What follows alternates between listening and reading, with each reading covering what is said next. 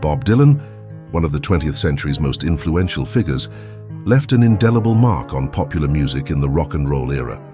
Emerging from New York's Greenwich Village folk scene in the early 1960s, Dylan gained renown as a perceptive, versatile songwriter, equally adept at crafting protest anthems and tender love ballads. His use of impressionistic, stream-of-consciousness lyrics reshaped folk music and later rock and roll, especially when he transitioned to electric guitar in 1965. Over just 18 months, he released a trio of groundbreaking albums, Bringing It All Back Home, Highway 61 Revisited, and Blonde on Blonde, expanding the boundaries of rock and roll and solidifying his place at the forefront of popular culture. Hi, how are you? Oh, I'm great fan of yours. Thank you very much. Yeah. Where you going? Look forward to seeing you.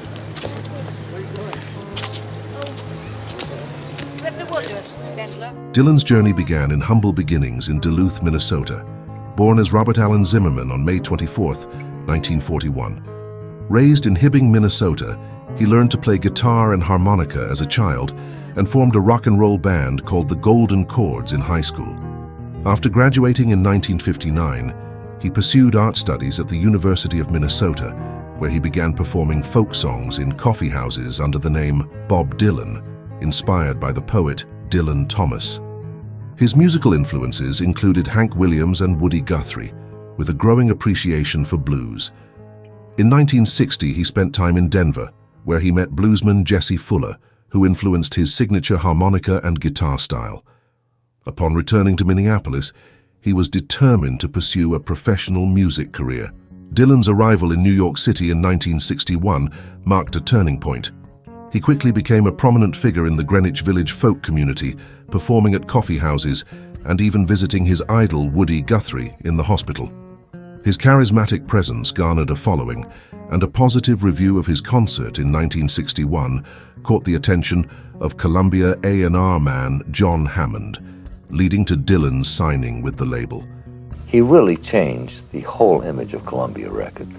Columbia was an MOR company. It was Sing Along with Mitch, it was Johnny Mathis, it was the tried and the true.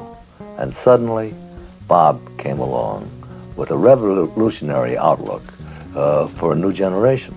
His self-titled debut album, released in 1962, featured folk and blues standards along with 2 original songs. Throughout 1962, Dylan penned a significant number of original songs, many of them political protest songs. These were showcased on his second album, The Freewheelin' Bob Dylan. The album, comprised entirely of original songs, made a significant impact on the folk community and led to numerous covers by other artists, including Peter, Paul, and Mary's chart-topping rendition of Blowin' in the Wind. Dylan's relationship with Joan Baez, a prominent folk singer, further fueled his creativity. In early 1964, The Times They Are A-Changin' was released, featuring Dylan's evolving literate songwriting influenced by poets like Arthur Rimbaud and John Keats. Around this time, he expanded his musical influences to include blues and R&B, which became evident on his next album, Another Side of Bob Dylan. Dylan's musical journey took an electrifying turn with Bringing It All Back Home in 1965, signaling his departure from traditional folk. His performance with an electric band at the Newport Folk Festival that year marked a turning point, drawing mixed reactions from the audience, but solidifying his acceptance in the rock and roll community. The song Like a Rolling Stone became a hit, redefining the boundaries of the pop single.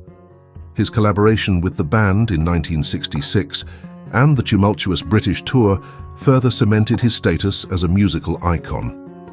However, in July 1966, a motorcycle accident sidelined him, leading to a period of reclusiveness and introspection. Dylan and the band recorded an extensive catalogue of music during this time, known as the Basement Tapes, which showcased his evolving songwriting and musical style.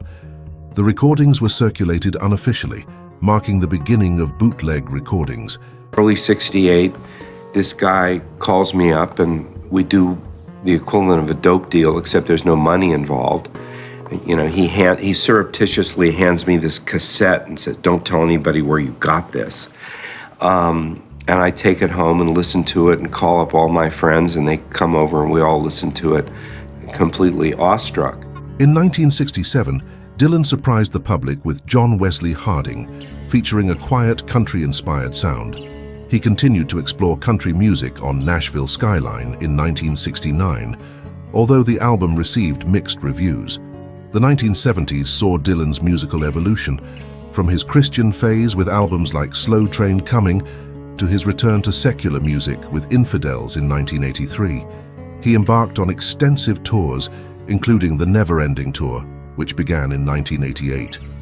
Collaborations with the Traveling Wilburys and successful albums like Oh Mercy in 1989 marked this period.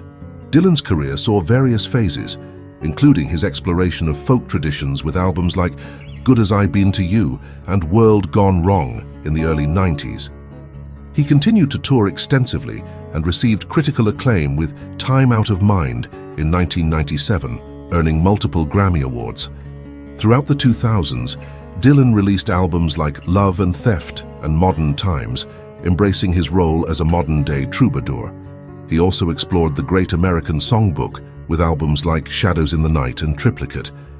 Dylan's enduring impact on music was further recognized when he was awarded the Nobel Prize for Literature in 2016, solidifying his status as a poetic and musical legend. In recent years, Dylan continued to release new music, including the acclaimed Rough and Rowdy Ways in 2020.